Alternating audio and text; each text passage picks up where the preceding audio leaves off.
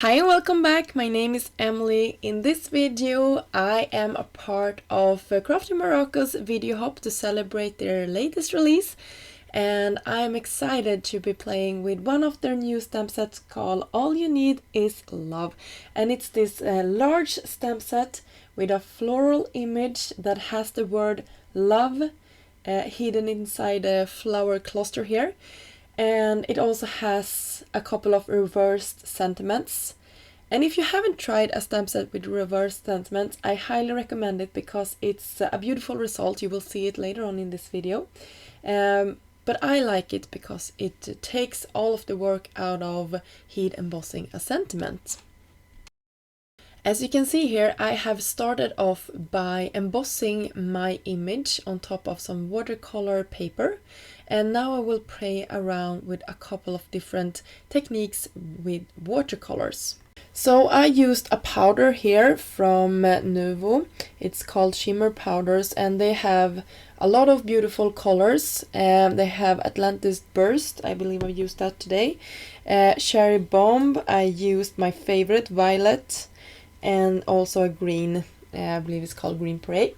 I slightly wet my panel before I added my powder, and then I spritzed my panel with some more water, and then I left it to dry.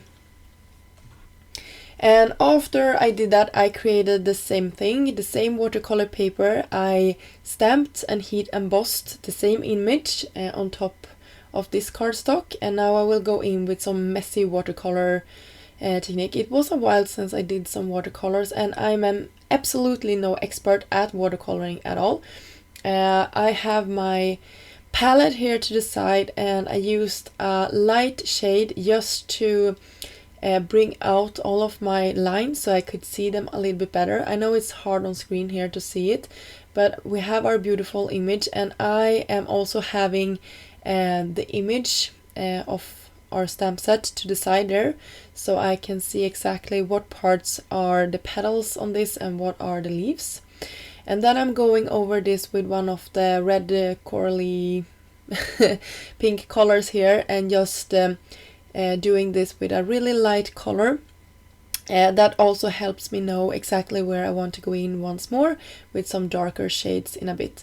So when you are watercoloring, I always try to stay and going from the lightest towards darker colors, and just playing around with this and having a little bit of a larger brush when I'm doing this, so it doesn't have to be perfect, or for me it doesn't have to be perfect, because I don't even know what perfect is when it comes to watercolors. I just put down the darker colors where I think it looks good. I'm keeping them mainly to the bottom of the petals here, and then I am moving to a lighter color at the top of them, and that is what I'm doing here, going in layer after layer and building up the colors. And then I have something that looks like this, and then I stopped actually, so I will not go in with any more reds. Then I switched to my green instead.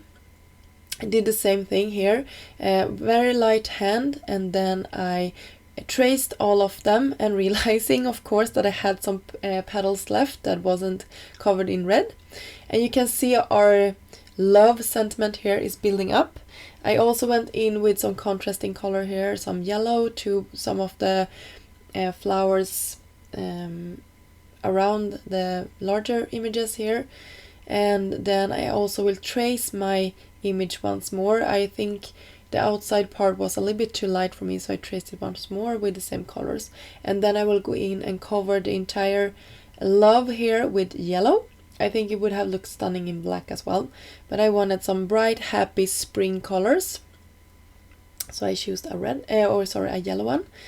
And then after letting this dry, I also went in with some markers here, and just some pens, and just tracing the parts that I think should be a little bit more dark to bring out some more contrast.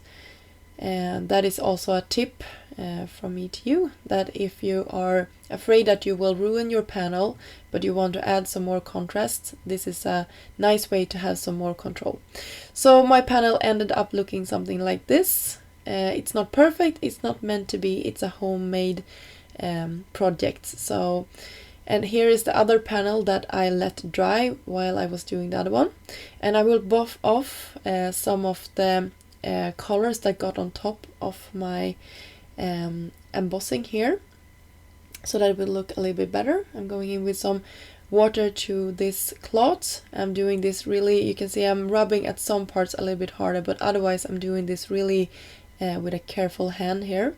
And then I'm creating a side folded card base for my my cards here. And this one I will keep a little bit larger, the other one I will cut down a little bit. So here is one of the reverse sentiments that I will be using for my project today. And you can see that I'm inking this up with a really black ink, pressing it down, and then I will move the sentiment and doing the same thing. Just pressing this down twice, making sure that I have a good impression. And you can see how fast that was and how good it looks. I will trace around my sides so it looks like I have a more clean and finished project. And this is also a nice trick because we are just coloring white cardstock, and I think if we left the sides white, it wouldn't give us that intensity that we like to make our sentiment pop. But that is just me. But I like finishing my cards or sentiments like that.